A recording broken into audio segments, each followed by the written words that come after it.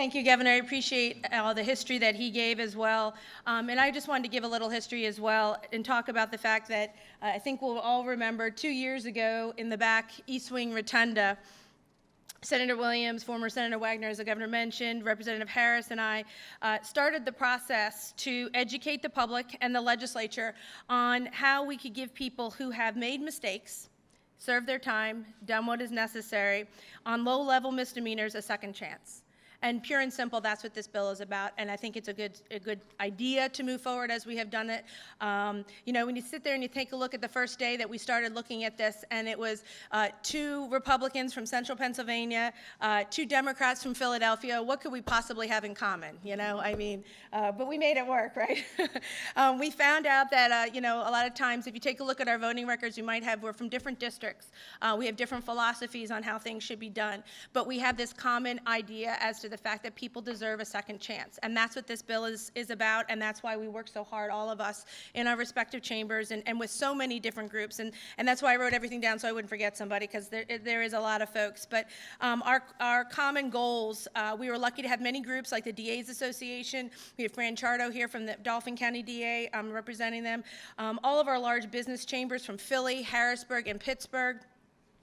As well as our statewide chamber of businesses, and these are our job creators that were supportive of this. We have the Justice Action Network, we have the Americans for Prosperity, the Center for American Progress, the AFL-CIO, the ACLU, Community Leagues, Legal Services, and many, many more that work together in a very bipartisan way to get this bill accomplished.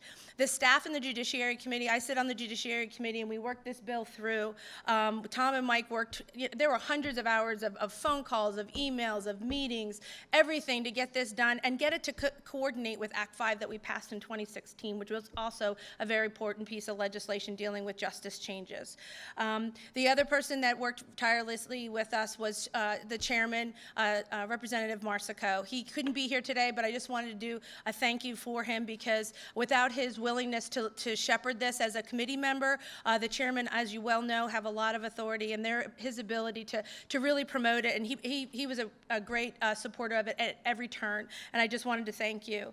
But one of the things that I wanted to point out, and the governor led up to this, was, you know, after graduation and you're really excited about your future, and you go out into the community and you try to apply for jobs, and you think this job is something you are so well qualified for, you have the degree, you have all of these things that make it something that you can do well.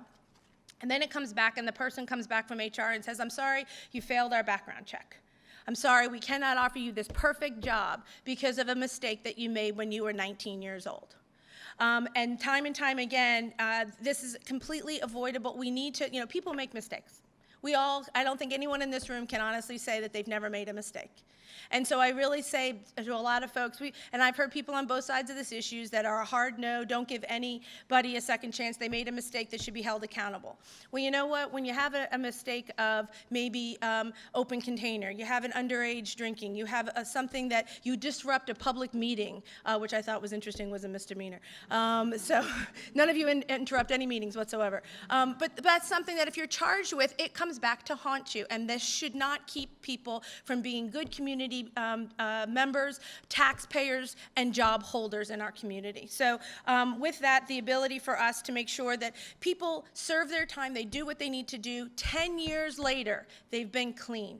They haven't had police interaction. They've turned their life around. People in our country and in our communities, human people can make a change. They make a change for themselves. They make a change a lot of times when they have a family. They have children depending on them. That's what's important to them. They want a good life. This will allow 10 years doing what you should be doing. We're going to give you a second chance. And I think that's the right way to go. I think it's a bipartisan way to go. I think so many of these people that are standing here agree with us. We have people from all walks of life, all sides of the political spectrum, all in support of this. I think that makes a good public policy. So as we go through this, I just want to say, Governor, thank you for your willingness to sign this. Thank you, Senator Williams and Representative Harris, for teaming up so we can make this a reality. And I look forward to the signing today. So thank you very much.